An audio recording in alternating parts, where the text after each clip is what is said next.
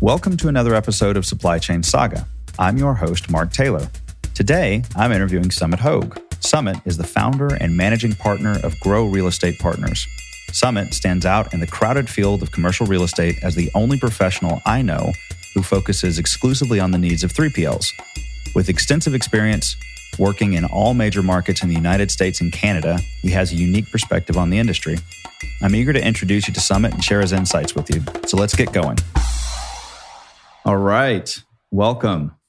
Thanks for having me on, man. Absolutely. I appreciate you being here. So let's go ahead and start with just introduce yourself, tell me, and then we'll get into the backstory about how we met. Yeah. So my name's Summitt Hogue.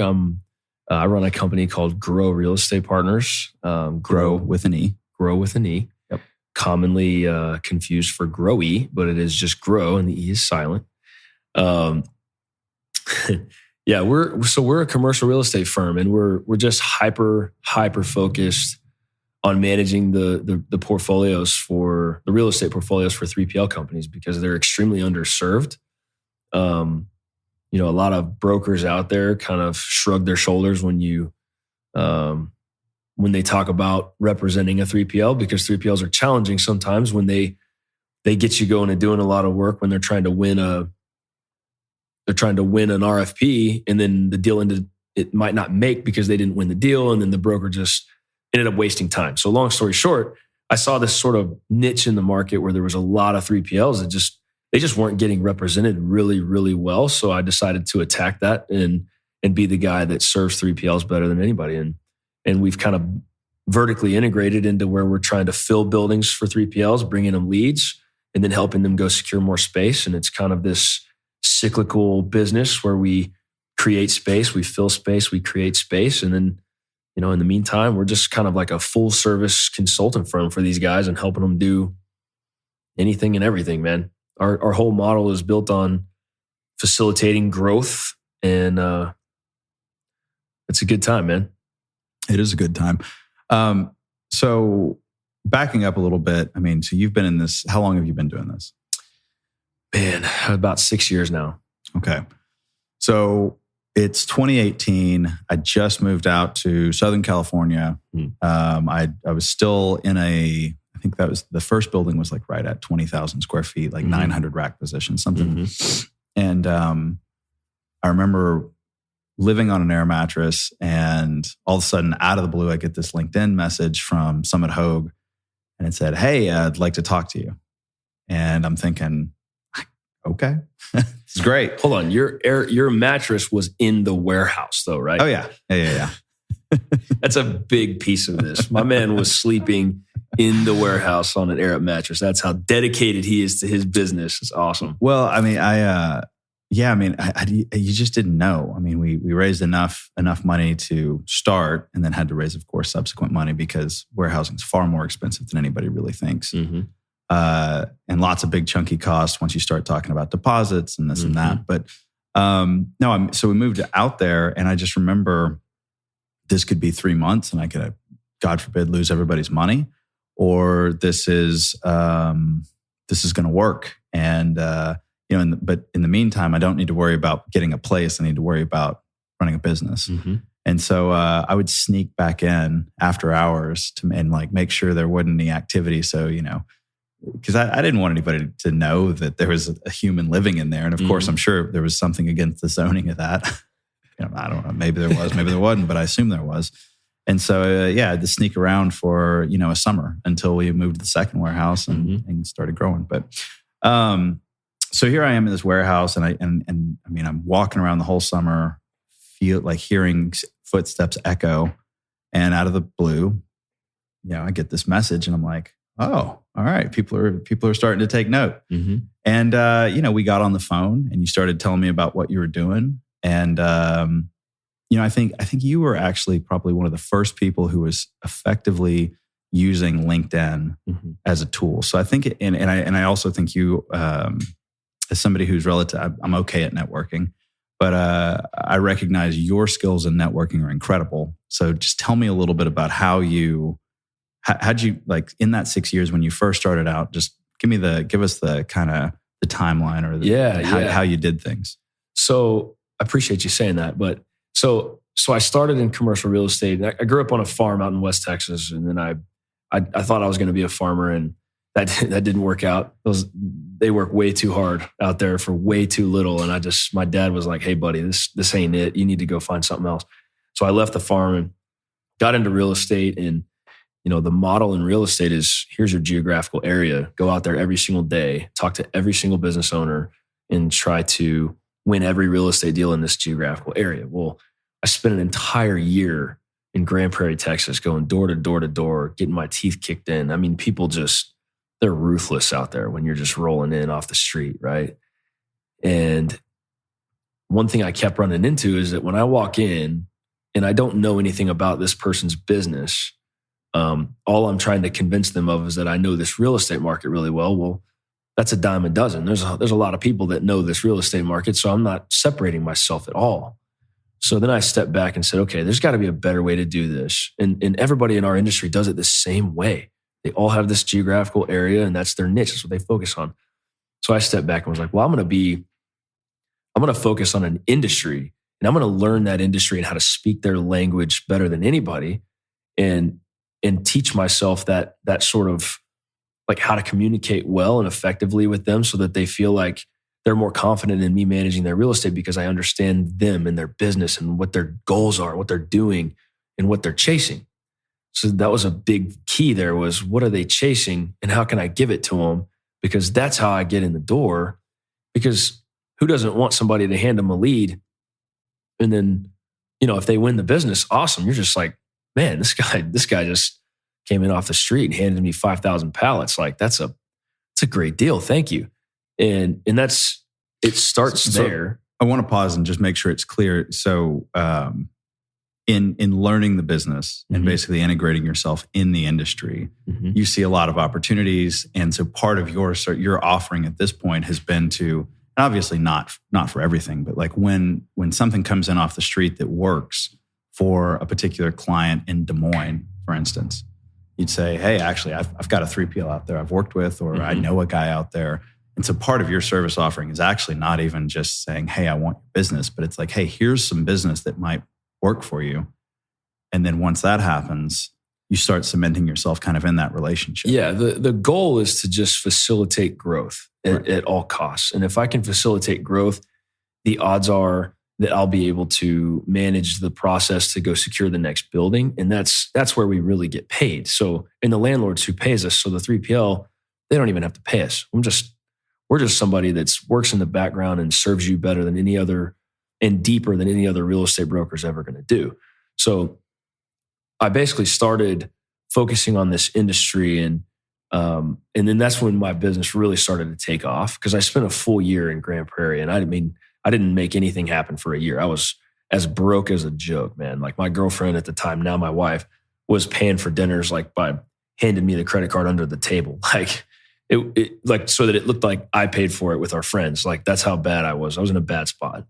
But once I really started zoning in on this industry, and then and pursuing it and serving it, then things really started to change for me. And how I did that was a lot of, like you said, LinkedIn, man. Like LinkedIn is an absolutely incredible tool if you use it the right way. And like Sales Navigator is like $70 a month. It's incredible. But you can drill down a search on LinkedIn to, a very fine group of people that are very specific to what you're looking for. And if you're just if you're strategic in your approach to some of those folks, like reaching out with real value and a real thought-provoking sort of question or something to kind of get engaged with them, then once they respond once, they'll usually respond twice, and you can take it to a phone call. And once you get it to a phone call and you explain, in our business, and you explain that, hey, we're talking to brands, shippers, and manufacturers all the time, and I'd love to have you as somebody we could hand those deals off to. And they're like, dude, yeah, that'd be amazing. So, and then after we do that a couple times, then they're kind of like, but they always ask me, so how do you make money? And I love that question, because I go, listen, man, like we're a commercial real estate firm. So when we're representing you and you go sign a lease on a building or buy a building, the landlord's who pays us. So you don't ever have to even pay us. It's just we just want to be here to facilitate growth for your business, because when you grow, we grow. And it's just a thing. It's just a true partnership.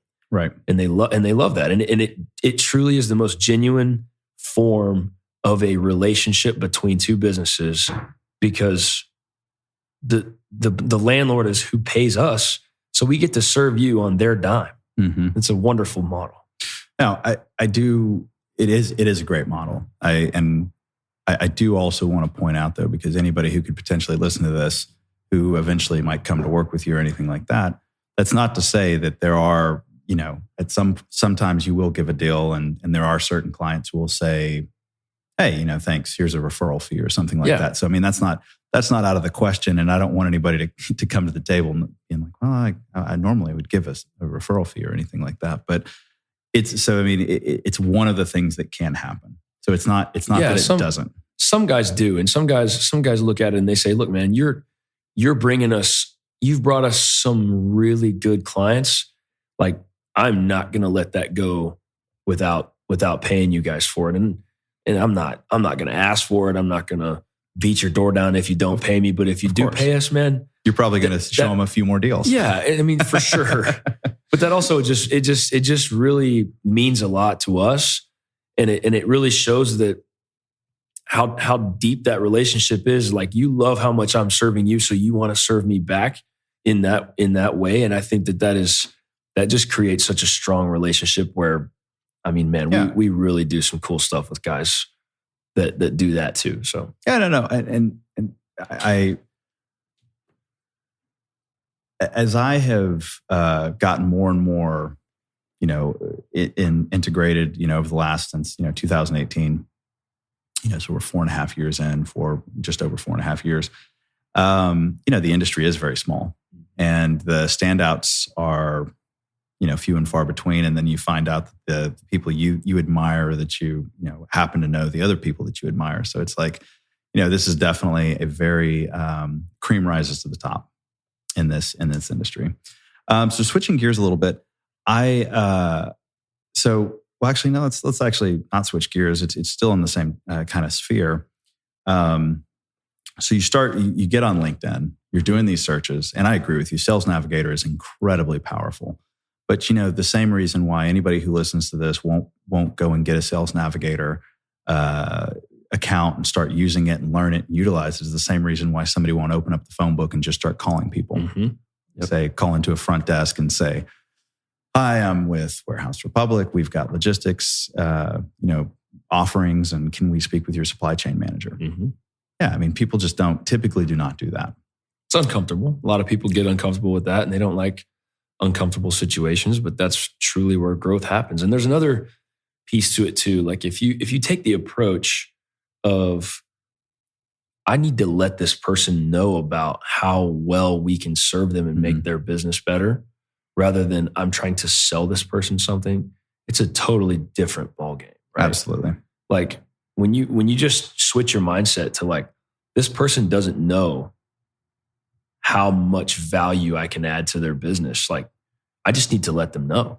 That's it. And then you spark a conversation that way versus, I really want to sell this person. I got to sell this person. No, that comes off too salesy, and people cut you off for that, right? So it's a different approach. So you're saying something very similar to what BJ said, and that was, I want to make whoever the decision maker at the company I'm working with, I want to make them look good. Mm-hmm. Like we engaged with, in his case, Pacific Mountain Logistics, and that guy in that company is now a hero because that supply chain thing is just figured out so well. Yep.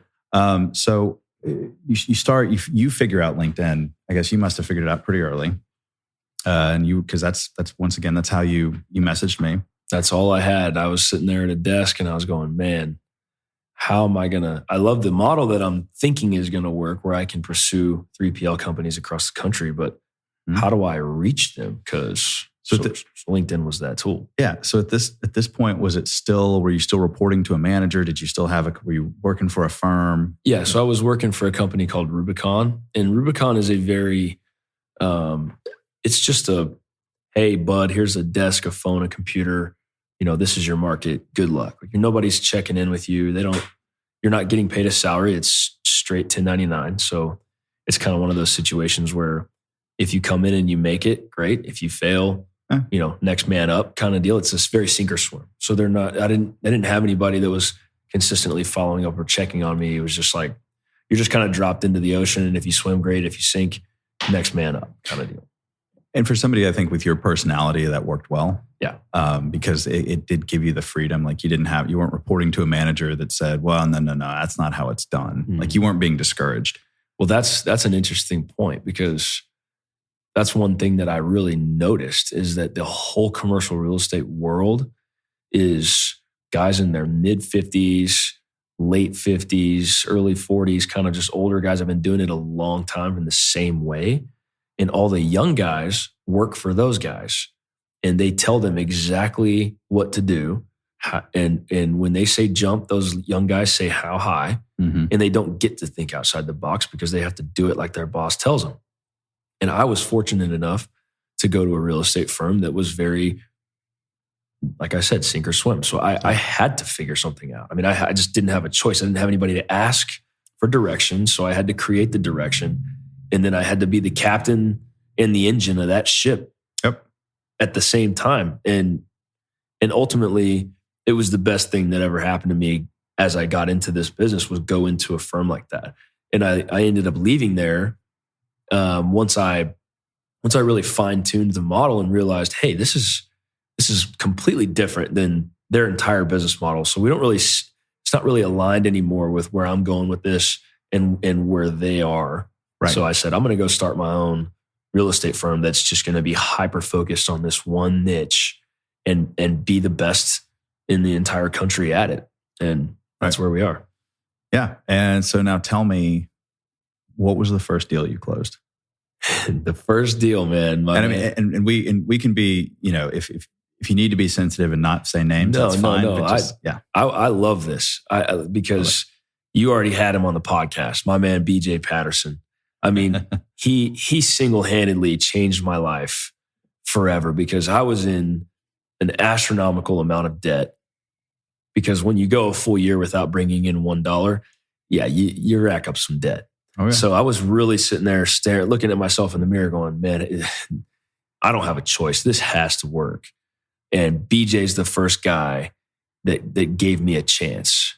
And we absolutely knocked it out of the park for him.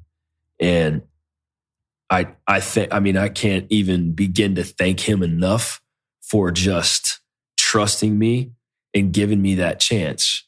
Because as soon as that closed, I paid off all my debt, and I wanted to marry my girlfriend so bad, but I couldn't afford it.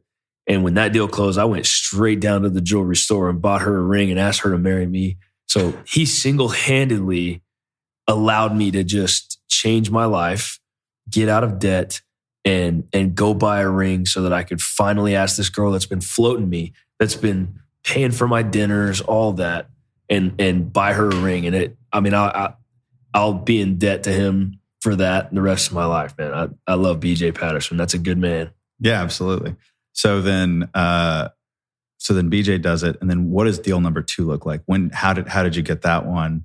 And did that kind of like open the floodgates? Like that opened the floodgates, because once I had proved that like this actually works, right? So I got one big skin on the wall.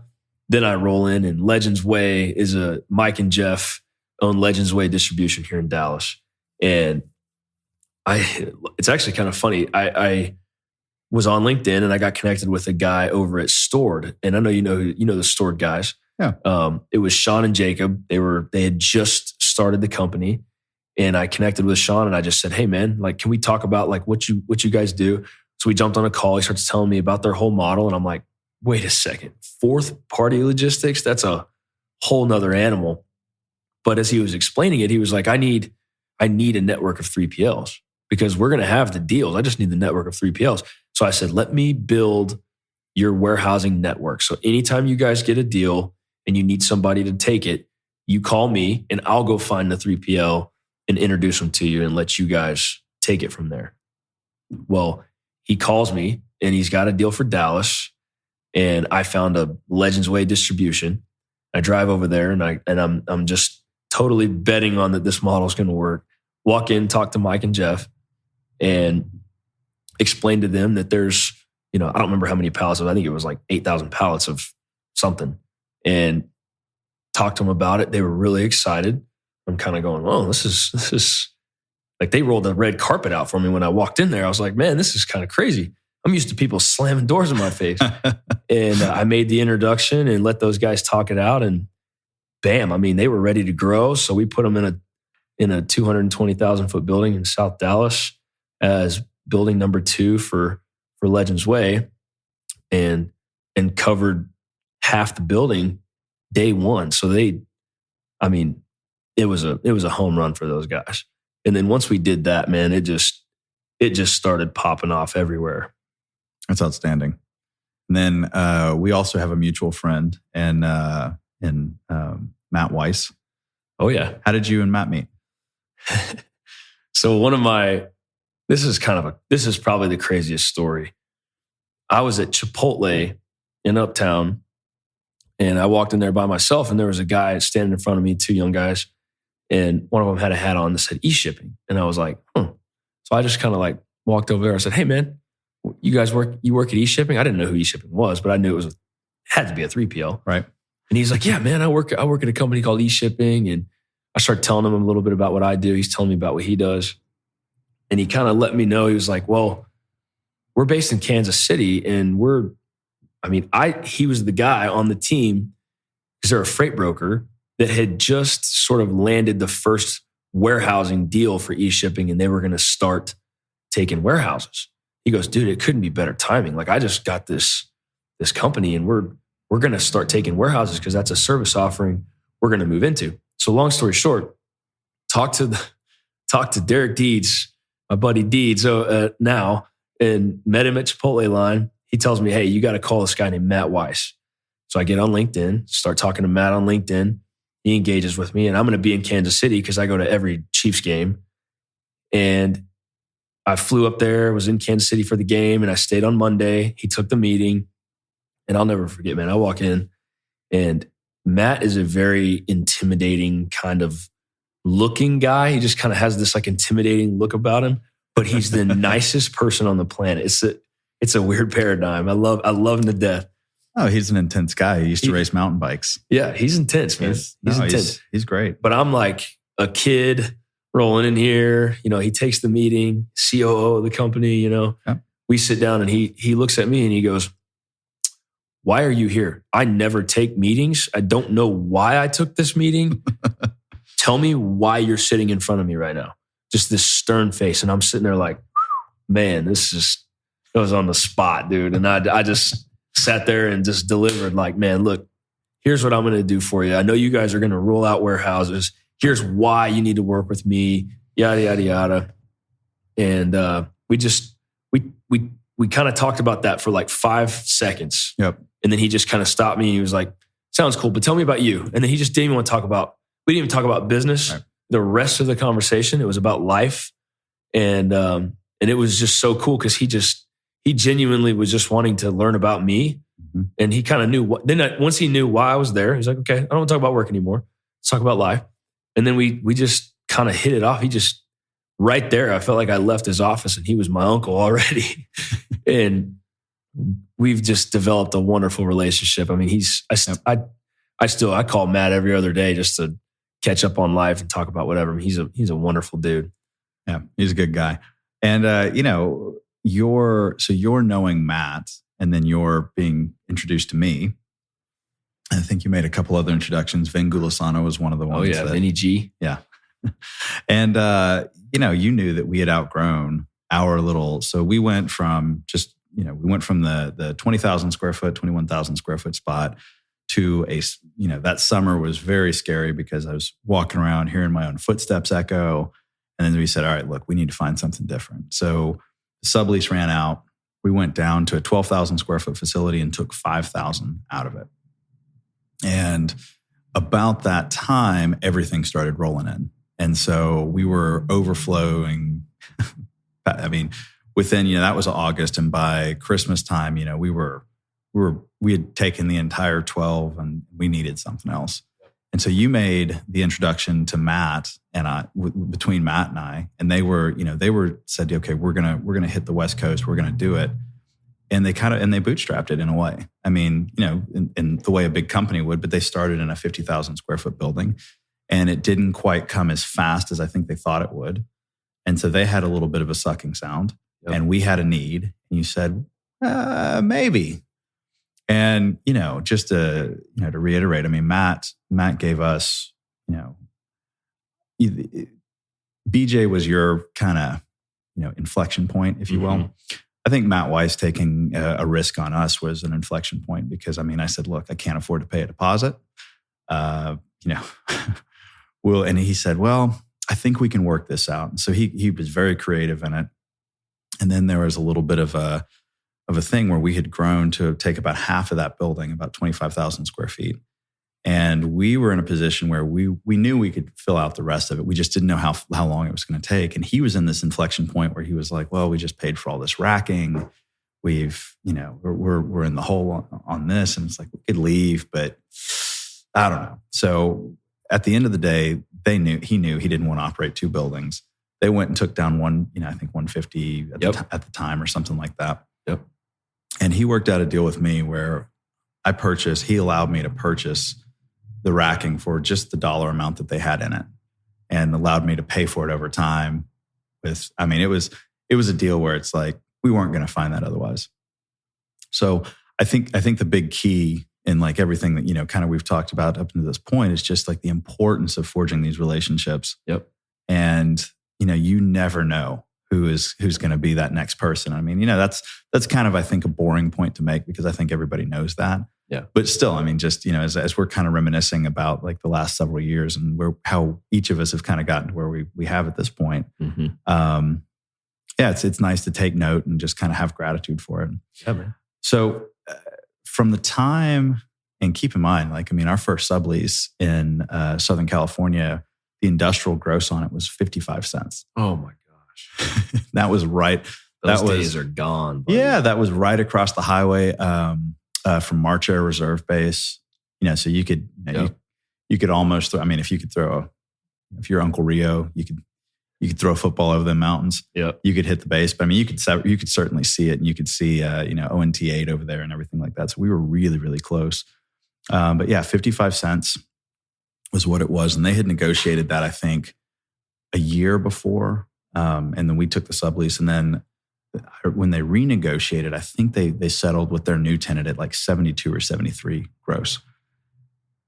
And those days are gone too, man. Yeah, gone. It's wild out there. We've seen rent growth out there. Just in the last 5 years. I mean, there's guys out there that signed leases in the Inland Empire East, which is was always considered far out, that were in like the low 40s, net on buildings, and their renewals are coming up and they're wanting $1.60, $1.50, $1.60 net. I mean, I don't know how that's sustainable, but people are signing it and paying it, and the city and the state, they're making it as hard as they possibly can to build new buildings to keep up with demand. Oh yeah. Which is just single-handedly going to drive more rent growth. I mean, I think the LA is the gateway. I mean, that's where the containers, that warehouse flow, container flow, freight flow through LA, Long Beach is not going anywhere, even though I think a lot of the moves that the state and the city make, they want it to die. They don't want any containers coming into their state. But at the end of the day, it's where it's going to keep flowing no matter what. It's interesting that that's the case. I mean, if you look at the city of LA, I mean, two of the highest paid jobs in LA are both in the port, one of which I think is the crane operator, the container crane operator. And then another one, and I'm not saying that they are the highest, but they're some of the highest. And then one of the other ones are the tugboat navigators. Yep. So it's interesting that they would even think about wanting to shut off something that provides for so many jobs. Well, look at this. They created the South Coast Air Quality Management District, mm-hmm. and that is a group of people funded by the government that are just to try to control the air in Southern California. Yep. And one of the things that they just did was they passed the ISR rule, the Indirect Source Rule, which basically is an extra tax on every single truck that comes to the warehouse if you're over 100,000 square feet. And their meaning behind it is that you, as the warehousing company or having a warehouse there, are the indirect source for all the emissions in the air. So because of you, we're going to tax you really hard for every single truck that comes to your building. And that's single-handedly going to increase costs for so many users of space out there. I mean, it's going to add millions and millions and millions of dollars to their overall expense on top of their rental rates that are going through the roof. Mm-hmm. I mean, you're going to be looked to do business in California, Southern California, in a 200,000 foot building. I mean, your costs 4 or 5 years ago versus today and moving forward are going to be almost 4 times as expensive when you add in that tax, the rents, labor, going all of the above. I mean, it's unbelievable. Well, your cost basis is going up just on the building in terms of, so like we said, 55 cents. And that was at a 21,000 square foot building. So that's kind of like one of those more like, there's a lot more competition for people coming in and wanting to take a 21,000 square foot building. Like a lot more smaller players and this and that. So it's like, your rent's going to be a little bit higher. I remember even as recent as a year ago, I mean, almost in January, I think is when we looked at the, what was it, that building out in Moreno Valley? Yep. I think that was just a year ago. Rodeo. Yeah. And, I think they settled on that one for like 78 or 85. It was in the high 70s. And that today is a steal. I mean, that building is $1.25, $1.30 in today's market because you're down in Moreno Valley. But yeah, I mean, that's a month. Yep. Like if you look at that on an annual basis, like the difference in 75, 78 cents a month and $1.20 a month. I mean, that is like astronomical on how much more money you're having to pay in rent. I mean, it's crazy. Yeah, it is. And I think this is kind of getting into that point. I mean, where that it's like, so as you've just sat back and witnessed and been, in this industry, like what are some of the key changes that you're seeing? And I mean, these could be obviously, costs are going up in Southern California, but we all lived through the pandemic and everything like that. And so what were some of the key markers that were just?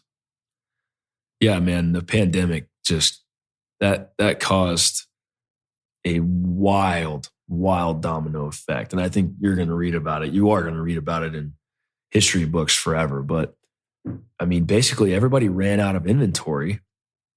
And because they were so focused on, like BJ said, the supply pipe, right? They had this perfect pipe that was just a perfect just-in-time manufacturing. Things were flowing perfectly.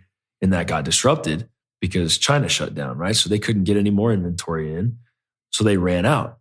And in the same time, you had the government pumping out stimulus checks, which overstimulated consumer demand. So now all of a sudden, warehouses are empty and everybody's placing huge, huge orders trying to replenish inventory and have just-in-case inventory. And what happened with that is you look up and you've got 75 ships sitting off the coast of LA Long Beach because they can't get in.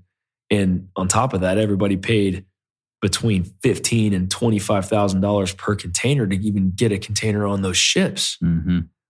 I mean, it used to be $2,000. So you're sitting there going, all right, all these people they just placed massive orders. You got some major companies that are chartering their own ships and bringing in inventory. So what happened is when they finally got it all into the buildings, all the real estate developers out there are looking at vacancy rates compressing. And they're just going, oh, we need more warehouse. We need more warehouse. So they start building them everywhere, all over the place, right? And they're knocking home runs one after another, because people are just leasing them. They're building them and leasing them as fast as they can, right? But it's almost like that demand. I think the demand is going to remain, it's going to stay pretty steady, but I also feel like it was so overstimulated. And now we're going to get into a position where there's a lot of open, big bomber buildings out there that aren't going to be leased. And these merchant developers, they built it with the intention of leasing it and selling it. And they're not going to have that thing leased by the time that debt service is coming due. And they're going to be stuck between a rock and a hard place. I think you're going to see that in a lot of different markets. Because what ultimately happened is all that inventory came in, filled up all these buildings. And now there's all the retailers, their goal is to get rid of the excess inventory. So they're trying to move everything out and shrink their footprint back down because their costs went up on containers coming in. Their costs went up on their debt service of carrying, the line of credit they use to buy all the inventory itself anyways, because they keep raising interest rates. Their supply chain costs went up. Their customer acquisition costs went up. So their costs in their inventory is astronomical. So they're trying to get rid of all of it and then go back down and reduce their footprint down to a normal, steady level now that we're past the pandemic. And now we're going to be looking at a lot of extra warehouse space. And in my opinion, as a tenant rep broker representing the users of space, and more specifically than that, 3PLs, I think their world's going to get a lot better because a lot of companies are going to move to a more flexible supply chain. And by moving to a more flexible supply chain, they're going to start utilizing more 3PL services. And then as the 3PL, you're going to now have a lot of buildings to choose from. And your tenant rep broker is going to be able to leverage buildings against each other. You're going to get back into the world where you can go get up. Now, I think the rates on buildings that floor has raised because the cost basis in these buildings has just gone through the roof. But the flexibility in your leases, that's coming back. So I think you're right for every market except Southern California. Absolutely. That market is a complete anomaly, and a lot of it is driven by the astronomical demand, and then the city and the state trying to kill all industrial development because they truly cannot keep up with the demand out there. They can't build them. They need to add, millions and millions of more square feet, but it takes 2 years just to get through, permitting and zoning on a lot of these things. When in Dallas, dude, you can have it done in a heartbeat and have a building up and ready to go because Texas is just like, hey, bring the infrastructure, bring the companies, let's do it, right? They want it all. So that's why Dallas is always the city that overbuilds industrial too, though. I mean, how many, we've got 74 million in Dallas? Yeah, it's now 92. 92 million. Under construction in Dallas. 92 million square feet under construction. Wow.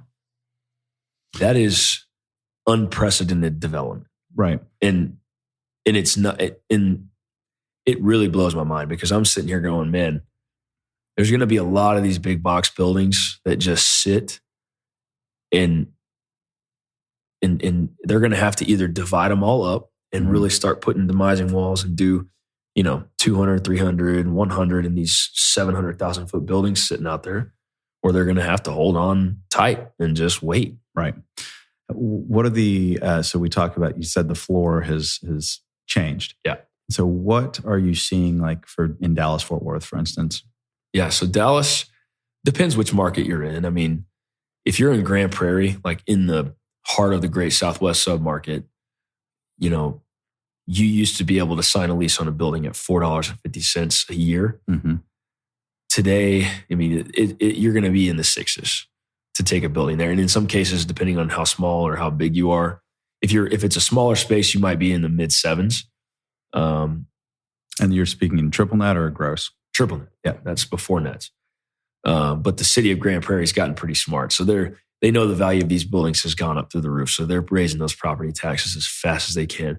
So you're on a gross basis, you're going to be, looking at $9.50, $10 gross on buildings under 100,000 square feet in Grand Prairie. But if you go to South Dallas, Alliance, and North Fort Worth, that's where we've seen a lot of that crazy development. I mean, just an unbelievable amount of development in those markets. And in those markets, you're looking in, you can tap into the fours still. Like, I mean, if you're in a really big building, you can get it kind of in the high fours, 490-ish range,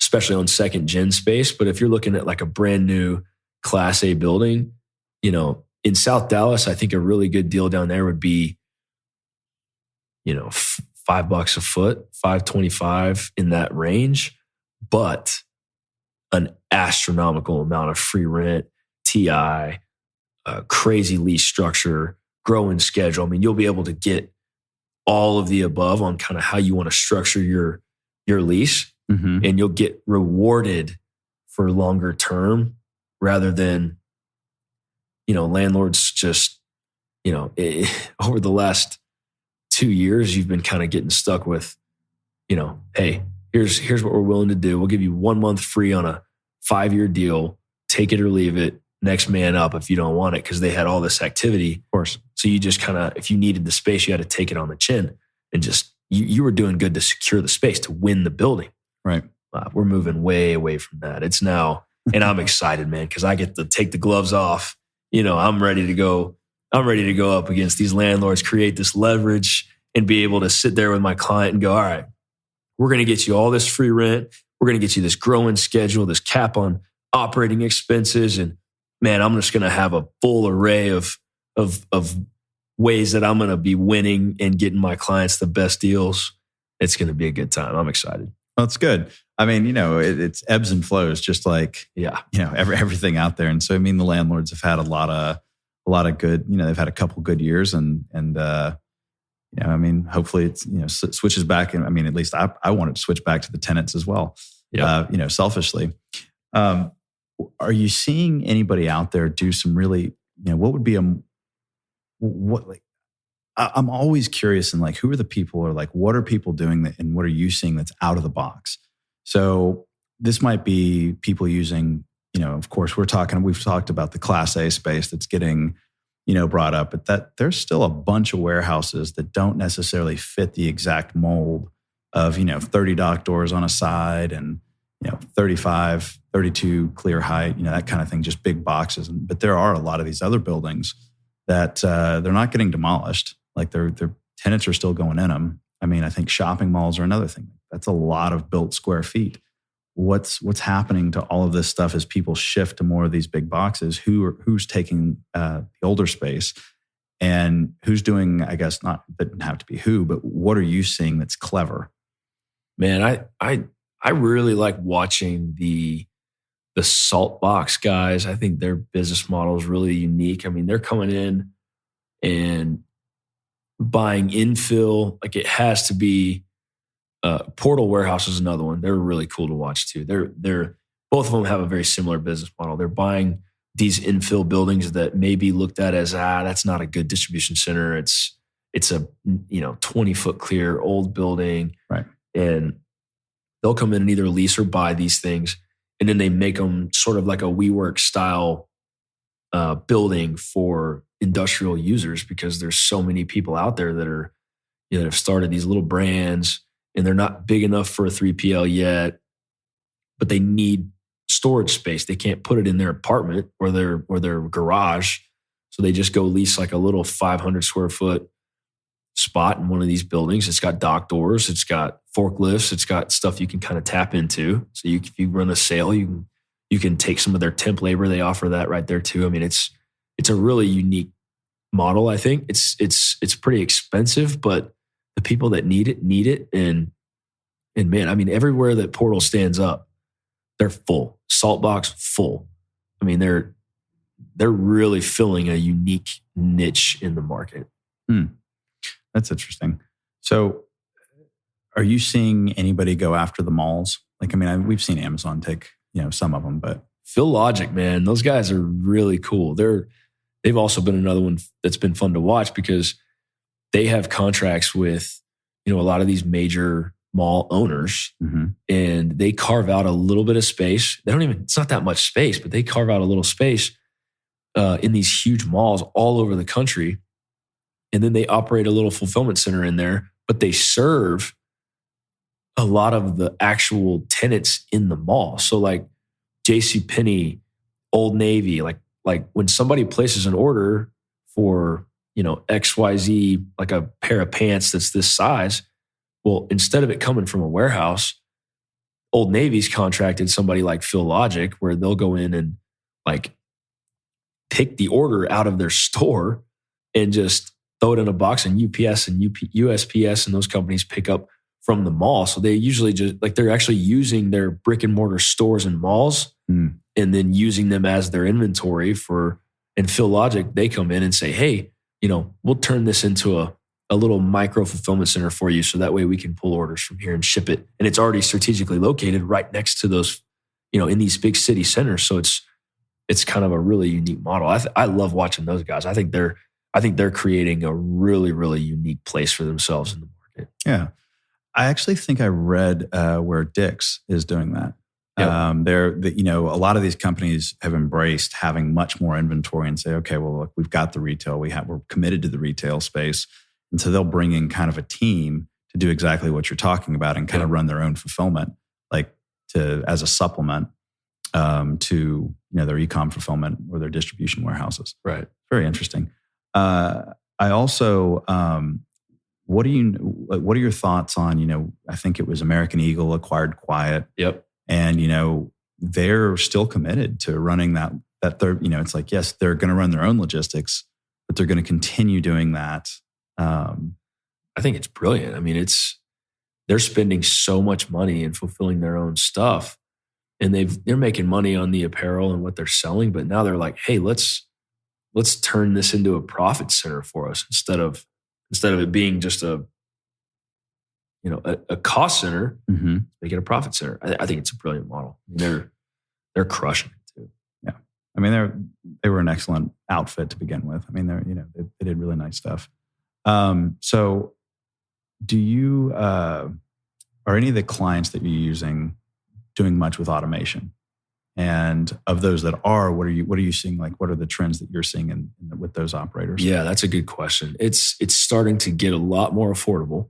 Mm-hmm. It used to be just totally out of the question. I mean, you're just not going to be able to afford it. I mean, it's maybe the big box retailers that are putting it in there really, they can afford it. But a lot of the 3PLs are like, man, especially smaller 3PLs are like, I just don't see the return on that yet, So there's been a lot of development there, and a lot of groups that are focused on making cost-effective solutions for guys like 3PLs that can implement it. And I'm starting to see it a lot. I mean, I'm actually starting to see, I'd say 1 out of every 4 or 5 3PL clients in the fulfillment space have some sort of automation in their building now.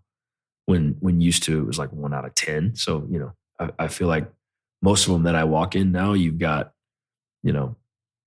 whether it's 6 River Systems, Chucks. Yeah. I mean, those seem to be the most common, were the ones where you just have somebody following around a robot, and then they just pick, pack, and throw it in the bin, and it just kind of follows it around. Because it's very simple. Mm-hmm. Those are, and they increase efficiency, and they create a flow that's a lot faster. It just kind of increases the amount of volume you can turn out every day. So those are the ones I see the most. But I think it's going to continue to grow. I mean, I think you're going to look up in 5 years, and you're going to have some serious automation in a lot of these buildings. And I think that's going to shrink the footprint demand for a lot of people too, because as they get better, especially in Southern California, like out there, you can't have wasted space because you're paying so much money per square foot. Like if you're going to be in Southern California, man, you really got to use every cubic inch of your building. Yeah, I completely agree. So when you talk to a lot of the automation companies, so whether it's 6 River, whether it's AutoStore, whether it's any of these other autonomous bots and things like that, they always their return on investment is typically 2 to 3 years. So I think you're as a 3PL, if you're going to be in a space long term, you're just like, I'll sign a 5 or an 8 year deal or whatever. then it's fine. But if you the shorter deals, like the 3-year deal, you may find yourself in a position where you're not going to invest in the like automation, because as soon as you get it set up and deployed and then paid off, you might be moving it. Yep. And so, and I mean, it's a lot easier to move like the chucks. You just load them onto a truck. But like these systems that are a little bit more complex have to have like a big mapped out system or like big conveyors or anything. You know, I think your larger 3PLs you're going to start to see lease terms like increase. Have you started seeing more of that? Like people being a lot more willing to say, hey, you know what? Used to, we would only do 3 to 4 year leases. Now we want like 5 to 8, even 10 year leases. It's a weird paradigm right now because rents are so high, and they're coming down. Like the market across the country over the last 90 days has softened so hard in the rents. I mean, in the market for industrial space. I'm getting cold called by brokers all over the place now going, hey man, you got anybody for this building? When used to, it was like, they didn't even, I mean, I would send them an email about, hey, is this still available? And they would just send me a note back and it would just say leased or no. Like didn't give me even the time of day to explain, hey man, the space is leased. They just would say leased or no. I'm like, and now that same guy is calling me every other week going, hey man, you got anything? I got these 3 buildings. I'd love to get them in front of your clients, whatever. And so now it's just total market shift. I mean, it's incredible. So the paradigm though, and to your question, is when rents are so high, it was so hard for people to justify saying, let me sign a 7 or 10 year lease at this rate. I mean, because one of the main things landlords were pushing and still are trying to push is with inflation, landlords are trying to justify escalations going to 4%. I mean, if you're going to have a 4% annual escalation, you want the shortest term you can, because I mean, that adds up. Now, it's a double-edged sword, because the guys in 2018, 19 that did sign the 10-year leases, they had a steady low rate through all the craziness in the market that we just saw over the last 2-3 years. Mm-hmm. And the guys that were too scared back then and just kind of signed shorter term leases, and then they had that renewal roll in 2021, they got crushed. Yep. And then those guys at that point were forced to sign a little bit longer term, and they have like 4.5% escalations in some cases in some markets. So my point is the fulfillment companies that really are truly going to put their roots down and say, we're going to invest a lot of money into this space. Yeah, they're buckling down saying, let us sign it. We're going to sign a 10-year lease on this building because we're going to really go for narrow aisle racking. We're going to have the conveyor systems. We're going to have the robots. We're going to have all the above. And they do not want to move that. No, of course not. So those guys are doing longer term. Now, the big, bulky B2B cross-dock guys that are just slinging pallets and containers, those guys are signing. They're still trying to sign 2-3 year leases, because they're not. They could be out of a building overnight, so it's not a big deal for them. They don't have a crazy amount of infrastructure in there.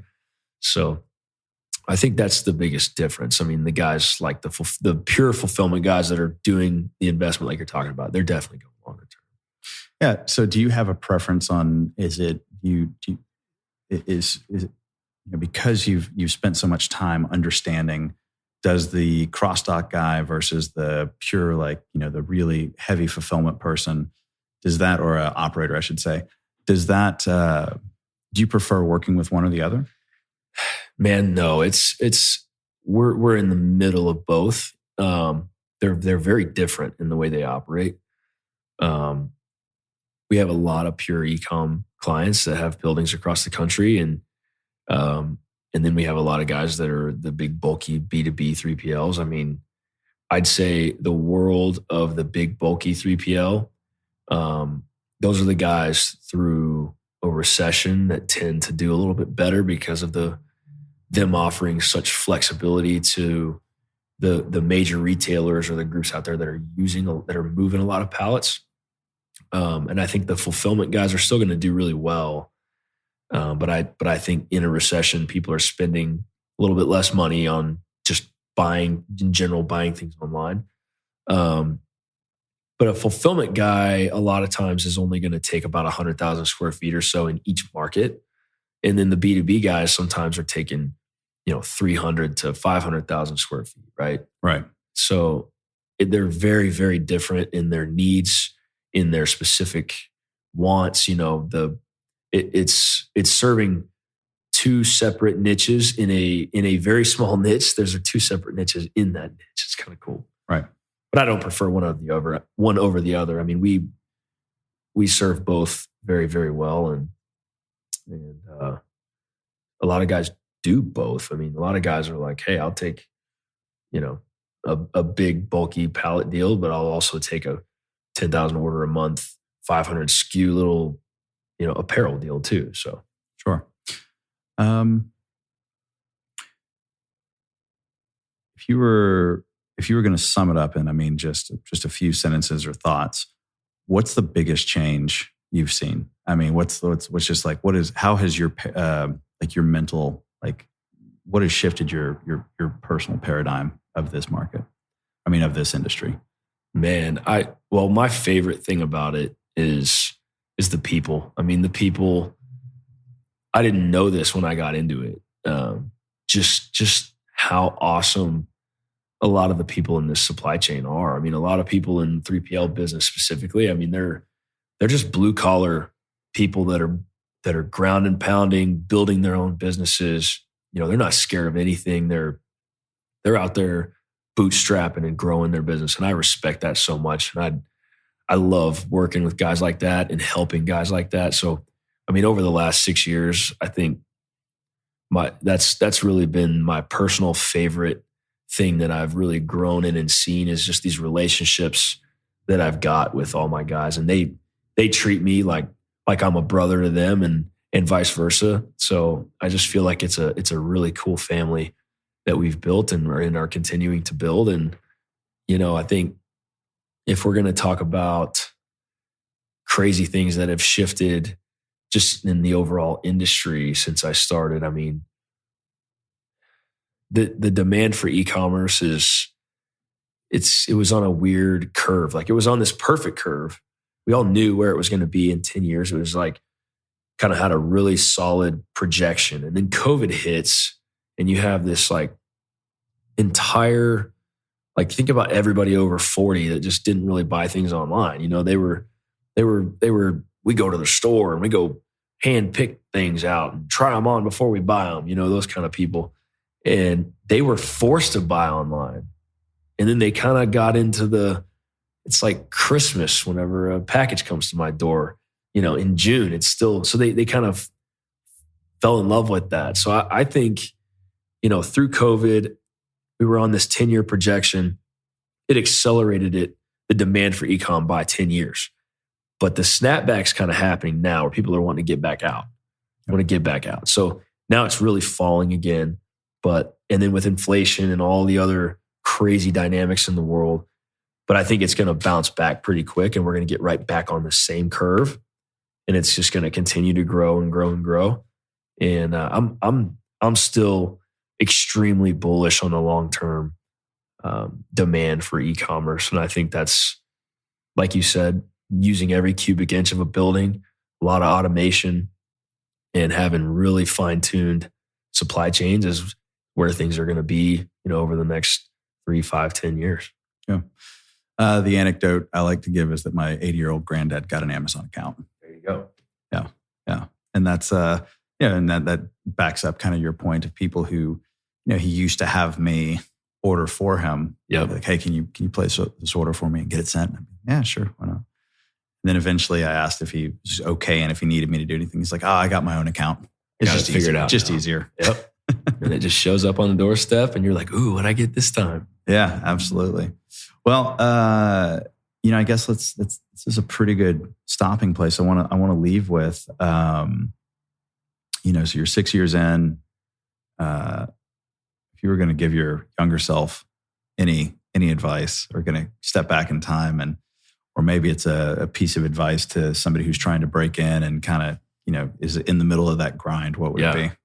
Man, there's really 5 things that that, and I wrote this down the other day in an article because I was just sitting there going, man, if I would have known these things and just like really, like I just feel like these things are stuff, it's things that I've learned, over the years doing this that have really, really helped me succeed. And the first one really is hard work and out-focus your competition. There's a big difference in just working hard, showing up early and staying late. Like that's not the key. The key is being the captain and the engine of the ship at the same time and really out-focusing your competition and controlling what you can control and do what you can with what you have where you are.